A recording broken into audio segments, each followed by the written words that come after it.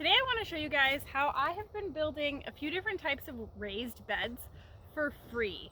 I'm using materials that we have sourced from our property, but you can always find these on Craigslist, Facebook Marketplace, things like that. People are always looking to get rid of rocks and sticks and branches and logs for free and get them off your their property.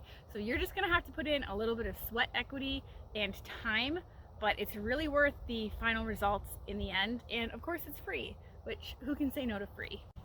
So behind me here, you can see the bed I have currently been working on.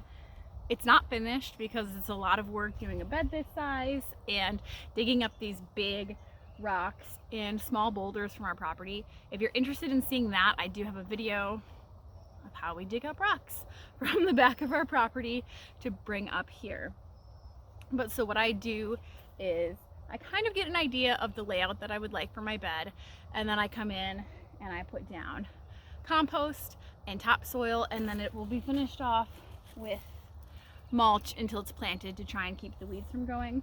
I do try to at least start filling the beds before I have it completely sided off, because it's a lot easier to pull the wheelbarrow into the bed and dump it than have to dump it over the side or have to scoop things out and fill it that way.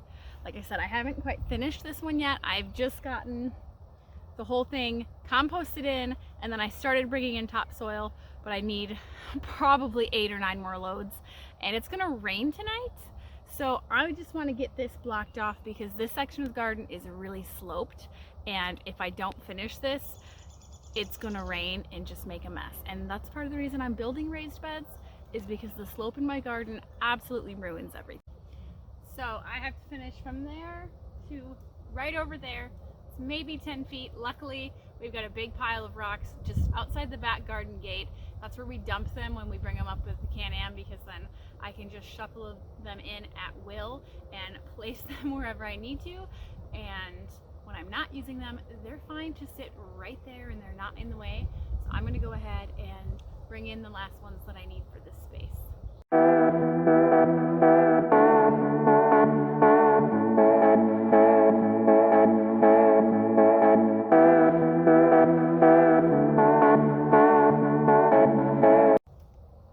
And there you have it. This bed is done. Well, at least for lining it with rocks anyways. Still have lots of work to do in it, but the hard part is done for now. The great thing about using rocks is you can shrink the bed or make it longer, or if you saw at the end piece there, I didn't quite have 2 rocks that fit together. There was just a couple inch gap, so I just moved them. So now that corner's a little rounded. That's fine, it works great. I think it looks beautiful, and I can always stack these higher if I need to in the future, if I decide I would like this a couple feet tall.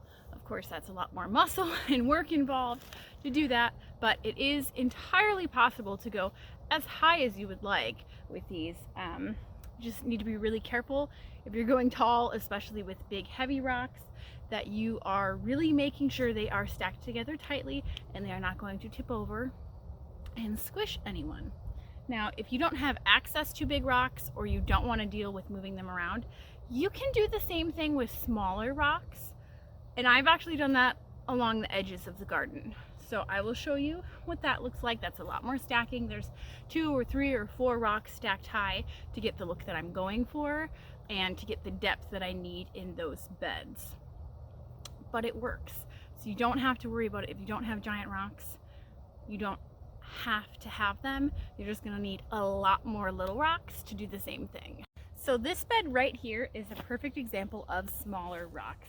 And you're probably thinking these are still a pretty decent size. And yes, some of them are. I'll take you up to the very front of the garden where I started with really small rocks we had on hand.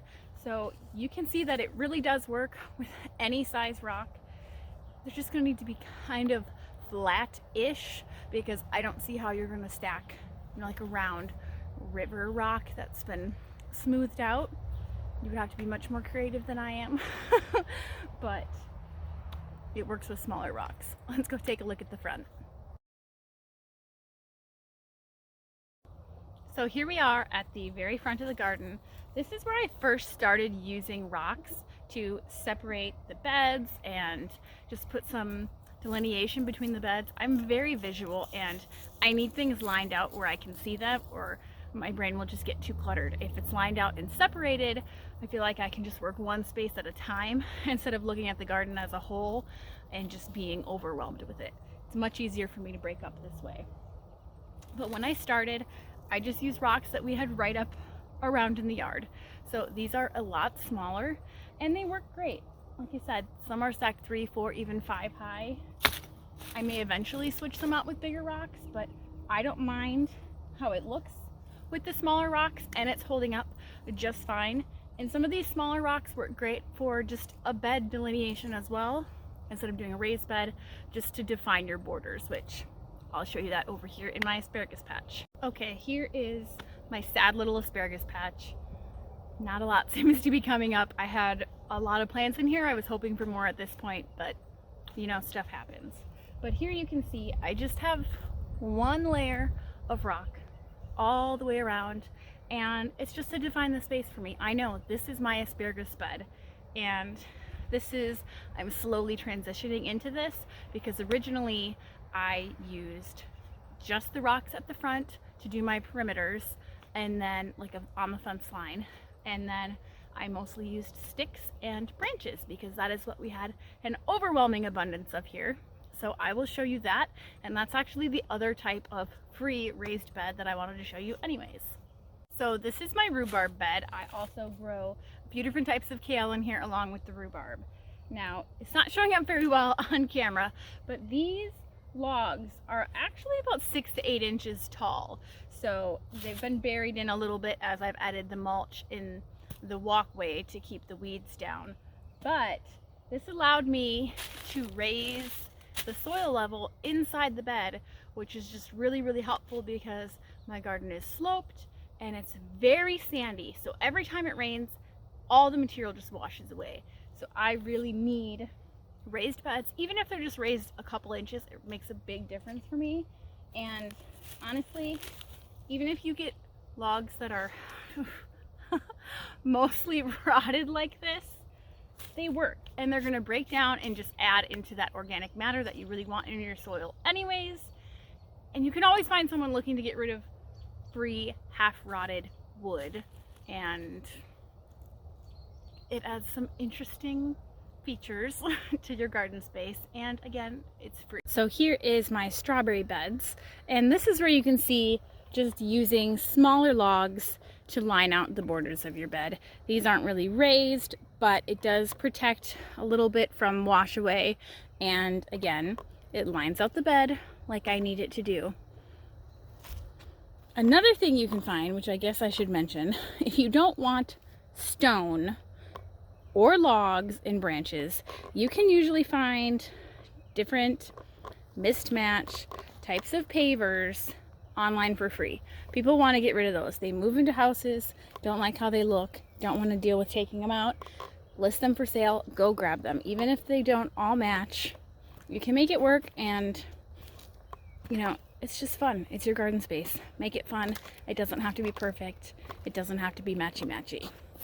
Thank you for joining me in my garden space tonight. I hope I've given you some ideas of how you can build raised beds for free by yourself with a little bit of work. I really like the look. I think you would love it in your garden too. If you don't already subscribe to my channel, please go ahead and subscribe, like, comment, share with your friends. We've had a lot of growth over the last year, which is really exciting, and we're just looking forward to sharing our developing homestead and garden space with even more of you guys.